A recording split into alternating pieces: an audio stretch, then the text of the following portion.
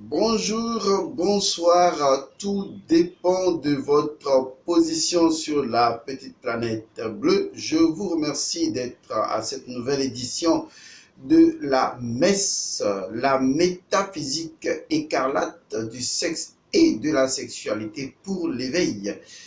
Voilà, c'est sans tabou, c'est toujours pour vous apporter plus de métaphysique dans votre vie en ce qui concerne les situations de la vie afin que votre esprit s'élève au-delà du commun des mortels. Aujourd'hui, nous allons faire donc une petite brèche.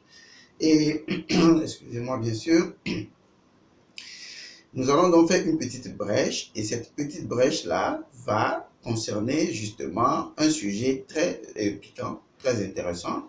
Il s'agit justement de l'homosexualité et c'est naturellement dans la section la métaphysique écarlate du sexe et de la sexualité pour l'éveil. Alors, la question que des gens se posent généralement, c'est est-ce que l'homosexualité est contre nature ou c'est naturel? Est-ce que c'est bien? Est-ce que c'est mal? En fait, de telles questions ne sont pas vraiment pertinentes à notre avis.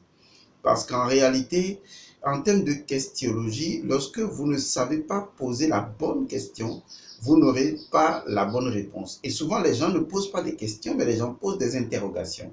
La différence entre une interrogation et une question, c'est que l'interrogation suppose que c'est déjà une réponse qui est connue et que on vous interroge, vous donnez juste une réponse. Et on a les sections d'interrogatoire qui, dans les polices, permettent justement de répondre à des questions précises. Mais lorsqu'on parle de question, ça vient donc de question, request, la quête. La question vous permet de faire une quête intérieure. Et donc, de façon névralgique, la question vous pousse si loin que vous sortez de votre limite. Et c'est ce qui est important aujourd'hui. Et si vous ne savez pas poser des questions autres que est-ce que Dieu est contre l'homosexualité, est-ce que c'est bon, est-ce que c'est contre nature, je dirais que vous n'êtes pas vraiment pertinent. D'accord? Pour être tout à fait poli, vous n'êtes pas assez pertinent. Ce ne sont pas les réelles questions à poser. Vous avez déjà une morale, vous voulez fonctionner dans cette morale-là, vous voulez demeurer dans cette morale, vous vous dites que oui, c'est cette morale qui fait que nous sommes encore une société, vous vous dites que si on était d'accord avec l'homosexualité, ce serait la fin du monde parce qu'on nous a appris que Dieu est contre, voilà, etc., les nanani, les nanana, sans aucune compétence en matière de connaissance intérieure, vous êtes un peu comme prisonnier de cet état de pensée et c'est ce qui crée, je vais dire, c'est ce qui amplifie même le phénomène de l'homosexualité et qui, naturellement, détruit le tissu de vivre ensemble. Alors, sur le plan de la métaphysique, nous, ce que nous faisons, nous ne sommes pas dans les questions du bien et du mal. Nous ne sommes ni pour ni contre. Mais nous nous posons de vraies questions. La vraie question pour nous, c'est justement qu'est-ce qui a autorisé, qu'est-ce qui a déclenché, qu'est-ce qui a permis, qu'est-ce qui a rendu possible, vous voyez. Et c'est ça qui vous permet de retourner dans le principe des choses. Et la métaphysique fonctionne suivant la trilogie de principe, loi, effet.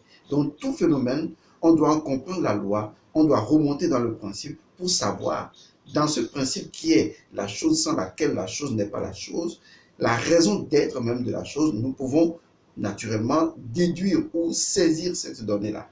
Et c'est cette réalité informationnelle qui nous permettra de justement comprendre les choses et de ne pas nous rendre prisonniers de nos propres perceptions et de dire que c'est la vérité, ce qui nous amènera à contre-agir tout en pensant bien agir, ce qui en fait n'est pas réellement intelligent. Voilà. L'intelligence, c'est toujours une forme d'entente, d'harmonie, de cohésion, d'évolution. Bon, on ne va pas faire cette apologie-là pour le moment. Ce qui nous intéresse, c'est qu'est-ce qui est la cause aujourd'hui de l'homosexualité. Toute hypothèse faite en dehors de ces hypothèses-là, il faut savoir qu'est-ce qui a donné naissance à cela. Dans la recherche métaphysique, nous avons compris que l'homosexualité est née de l'échec de l'hétérosexualité. Et l'hétérosexualité a connu un échec cuisant. Un échec si cuisant que les pratiquants même de l'hétérosexualité ne s'en rendent pas compte. Tout a commencé avec le mythe d'Osiris.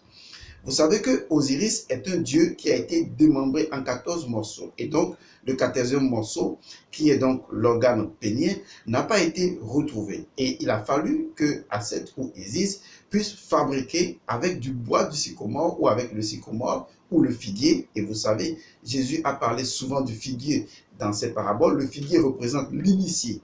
Vous voyez, donc, il a fallu transformer le sycomore en l'organe donc du pénien d'Osiris pour que Isis puisse faire l'amour avec et permettre la naissance donc de Horus. Vous voyez, c'est très explicatif parce que nous ne sommes plus avec un membre naturel ou un membre corrompu dans le sens humain du terme, mais nous sommes avec un membre viril, mais un membre initiatique. Ce qui nous interpelle là, c'est voir quelle est la métaphysique de ce mythe-là. Cela veut dire tout simplement que la sexualité est la clé de l'immortalité. La sexualité nous permet d'entrer par la porte de l'immortalité de l'éternité. Et c'est le secret de Thoth. Et l'immortalité de Thoth, bien que légendaire, est un fait, c'est une réalité, parce qu'il a maîtrisé Dragonia, il a maîtrisé l'énergie écarlate, il a maîtrisé l'énergie rouge, il a maîtrisé donc, il est devenu le figuier, il a maîtrisé par l'initiation, par la force initiatique, par ce qu'on appelle généralement le coitus reservatus, c'est-à-dire la capacité de préserver son liquide séminal et de transmuter ce liquide séminal-là en quelque chose de plus réalisationnel spirituellement, en illumination, lui a permis donc d'atteindre l'immortalité dans cette incarnation, d'être même immortel et de vivre la vie éternelle ou de vivre l'immortalité. Vous voyez, c'est très simple. Et quand on comprend la métaphysique de cette vérité-là, on se dit, waouh, cela veut dire que quelque part, l'homosexualité n'est intervenue que dans le fait que cette métaphysique de l'hétérosexualité n'a pas été appliquée dans sa version originale. Et c'est tout le problème. Et donc, comme le dirait l'autre dans sa version courte, comment voyez-vous la paille dans l'œil de votre frère alors que vous avez la poutre dans le vôtre? Généralement, vous êtes toujours en train d'accuser l'homosexualité, de vilipender l'homosexualité, les homosexuels, ils sont contre nature, ils sont ci, ils sont ça, mais vous avez la poutre dans vos yeux. Et la poutre dans vos yeux, c'est tout simplement parce que il y a un déséquilibre en vous qui se renforce au fur et à mesure que vous végétez dans l'accusation de l'autre. Et ce déséquilibre-là provient du fait que votre hétérosexualité est un échec cuisant. En quoi votre hétérosexualité est un échec cuisant? Je vais vous l'expliquer. De toute façon, j'ai déjà fait une vidéo et je vous donnerai le lien à cette vidéo. Vous allez trouver ça en bas. Et donc, il y a une vidéo de 24 minutes qui explique complètement, dans sa première partie bien sûr, l'homosexualité, intitulée homosexualité et métaphysique. Vous trouvez cette vidéo en tapant Elmon sur Godson, homosexualité et métaphysique. Cela vous donnera une peu large compréhension de ce dont nous allons parler. Mais néanmoins, dans cette autre partie, à la suite de cette partie-là, il nous faudra donc expliquer un peu mieux. Je vous remercie.